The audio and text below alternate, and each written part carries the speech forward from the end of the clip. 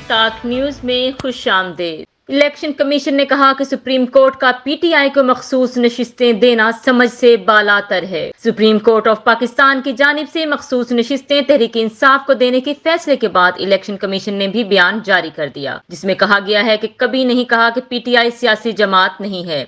अलबत्ता supreme court का तहरीक इंसाफ को मखसूस नशिस्तें देना समझ से बालातर है। इलेक्शन कमीशन की जानिब से जारी वजाहती बयान में कहा गया है कि तहरीक इंसाफ एक सियासी पार्टी है और इसका नाम रजिस्टर्ड सियासी जमातों की फहरिस्त में भी शामिल है और ये लिस्ट वेबसाइट पर मौजूद है।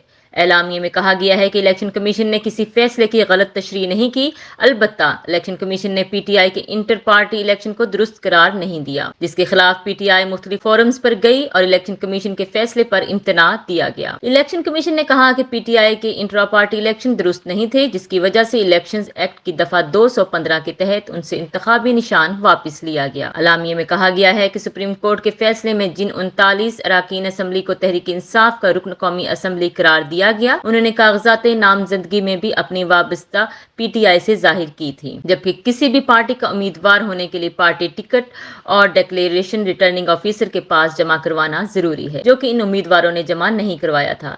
लिहाजा रिटर्निंग ऑफिसरों के लिए ये मुमकिन नहीं था कि वो इनको पीटीआई का उम्मीदवार जाहिर करते। इलेक्शन कमीशन ने कहा कि जिन 41 उम्मीदवारों को आजाद जाहिर किया गया, उन्होंने ना तो अपने कागजात नामजदगी में पीटीआई का जिक्र किया और ना पार्टी की वाबस्तगी जाहिर की और ना ही किसी पार्टी का टिकट जमा करवाया।